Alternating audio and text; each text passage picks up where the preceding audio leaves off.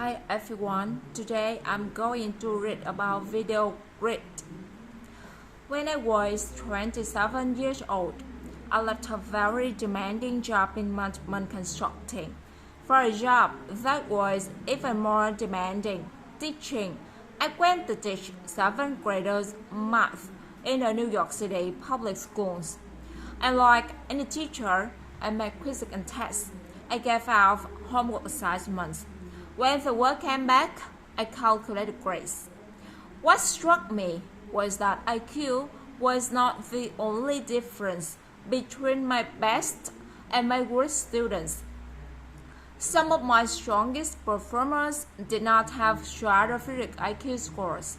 Some of my smart kids weren't doing so well. And that got me thinking, kind of things you need to learn in 7th grade math. Sure, they hard. Ratios, decimals, the area of a parallelogram.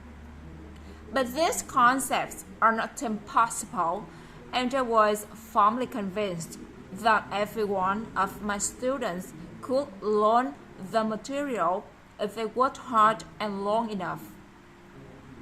After several more years of teaching, I came to the conclusion that what we need in education is a much better understanding of students and learning from a motivational perspective, from a psychological perspective.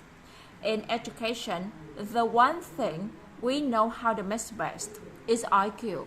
But what if doing well in school and in life depends on much more than your ability to learn quickly and easily? So I left the classroom and I went to graduate school to become a psychologist. I started studying kids and adults in all kinds of super challenging settings. And in every study, my question was, who is successful here and why? My research team and I went to West Point Military Academy. We tried to predict which cadets would stay in military training and which would drop out. We went to the National Spelling Bee and tried to predict which children would advance farthest in competition. We studied rookie teachers working in really tough neighborhoods, asking which teachers are still going to be here in teaching by the end of the school year, and of those, who will be the most effective at improving learning outcomes for their students. We partner with private companies, asking which of these people is going to keep their jobs and who's going to earn the most money. And on those very different contexts, one characteristic emerged as a significant predictor of success.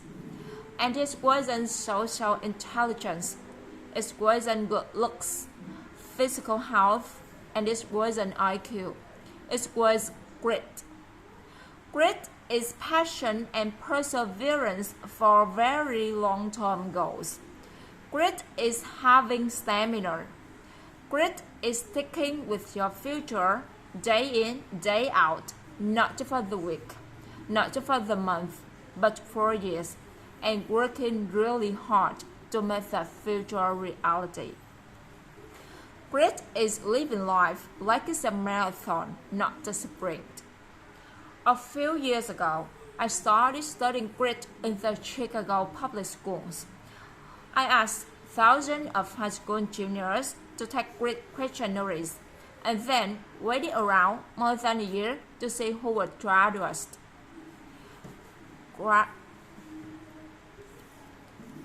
Turns out that grittier kids were significantly more likely to graduate. Even when I matched them on every characteristic I could measure, things like family income, standardized achievement test scores, even how safe kids felt when they were at school. So it's not just at West Point or the National Spelling Bee that read matters. It's also in school, especially for kids that read for dropping out. To me, the most shocking thing about grit is how little we know, how little science knows about building it. Every day, parents and teachers ask me, How do I build grit in kids? What do I do to teach kids a solid work ethic? How do I keep them motivated for the long run? The honest answer is, I don't know. What I do know is that talent doesn't make you greedy. Our data show very clearly that there are many talented individuals who simply do not follow through on their commitments.